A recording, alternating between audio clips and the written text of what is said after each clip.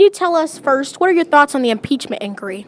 Yeah, the President of the United States has admitted to talking to a foreign leader, holding up money that was going to go to that country to fight the Russians, and then asking him for a political favor. And I don't think any president in the United States history has ever done that. He admitted that he did that, and that's a serious, serious problem. So what is your take on bipartisanship in these times where we have these thoughts of impeachment? So what is your message about bipartisanship? Well, Congress has got to do two things at once. I mean, Congress can do the investigation as it should, but Congress has also got to pass legislation to bring the cost of prescription drugs down, needs to pass legislation to raise the minimum wage and fix the overtime rule, to respect the dignity of work and honoring and respecting work. And the Senate's not doing its job. The House has.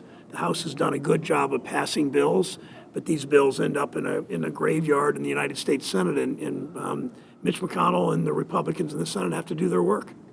So coincidentally, my next question was, what is the meaning of dignity of work for those who don't know? Work has dignity, as Dr. King said, and that means that Dr. King said no work is menial if it pays a decent wage and provides decent benefits. And that's what this union's about. That's what this strike's about. This strike is on behalf of workers who are called temporary workers and get paid only $15 an hour. It's on behalf of those workers.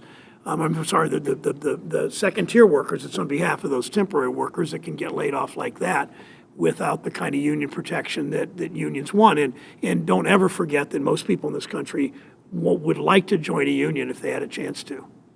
So far, do you have an idea of a candidate that you think you would like to endorse? I know who I'm not going to endorse, and that's the guy in the White House right now. So I don't know yet. I know some of them. I know most of them. I want to see what kind of campaigns they run.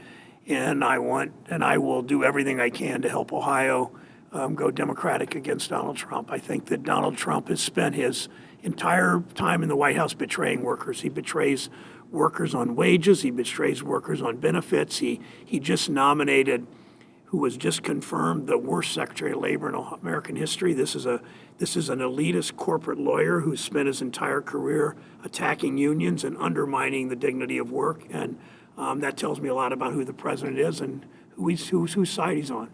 So should Ohioans be concerned with the president's discussions with foreign leaders?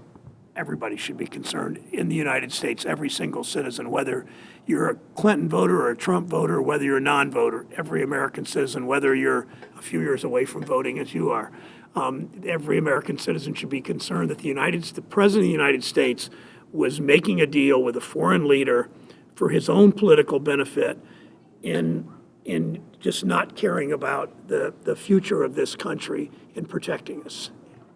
What are the laws when it comes to interacting with foreign leaders? Well, the laws are pretty clear. I mean, the most important thing is you represent American interests. You don't benefit personally. No president should benefit personally, whether it's making money or helping a campaign for re-election or anything else. No president should benefit personally from his job as commander-in-chief. Commander-in-chief means loyalty to our country, and that should come first always. So what are some issues in Ohio presidential candidates should take note of? Well, I think the same issues everywhere. I mean, Ohio has seen our economy's not as good as the national economy. We've had people's wages have been stagnant in Ohio. People in Ohio aren't making the kind of money they earn. We don't fund public schools well enough in Ohio. We have utility rates are too high. All of those things are important in people's lives. So what is your take on the striking workers? Well, I think they're striking for the right reasons. It's up to them and their negotiators and Rich Rankin and Gary Jones and others who are sitting at the table and making these decisions. But when I look at the temp workers and how they've been treated, I look at the tiered workers that for 7 or 8 years have worked and still not up to the wage that others are. When I look at how GM treated every worker here and took away their health care for a period of time until the public reaction was so strong that they gave in on that. But it's clear that this strike is for all the right reasons. Why do you think labor unions like the UAW are important? Because without labor unions, workers don't get paid on decent wages because companies don't give benefits just for the heck of it if they don't have to, and having a union make sure that they do. When profits are up in a company, when executive compensation it explodes through the roof, workers are entitled to workers are entitled to the wealth that they create for the company. Some of that wealth in a union is the way to get it. It means a safer workplace. It means less race discrimination in the workplace. It means all the kinds of American values we care about. So why should corporations support labor unions? I think when everybody does better, everybody does better. When workers do better, companies do better.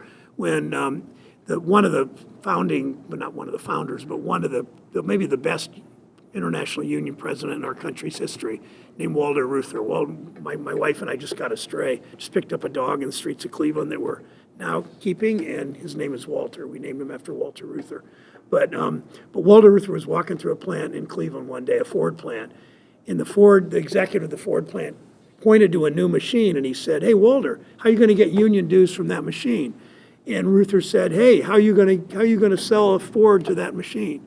So the better workers do, the more products they sell. The better GM workers do, the more GM transmissions they sell. The better Chrysler workers do, the more Jeeps they buy, and that's good for the companies.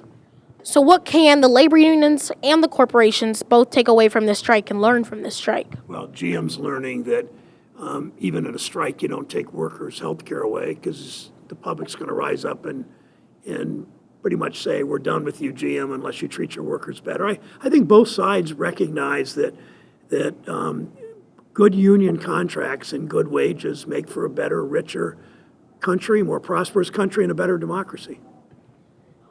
What are you doing in Washington in support of these workers? I speak as often as I can to General Motors. I've tried to talk to the president about helping. I haven't been very successful in the last part. What can be done to keep these strikes from happening in the future? Well, I think if General Motors, I mean, you look at what happened here. 10 years ago, this company was out of business, and taxpayers rescued this company, and workers made major givebacks at the bargaining table and through the law to help GM get started. Now that GM is doing so very well, $35 billion in profits in the last 3 years, workers at that plant should share in the wealth they created. And I'm hopeful that companies like GM understand that when their workers do well, they do well, the country does well. That's the lesson that comes out of this strike. Senator Brown, thanks for joining us. Thanks. Good interview. Thanks, buddy. Thank you. All right.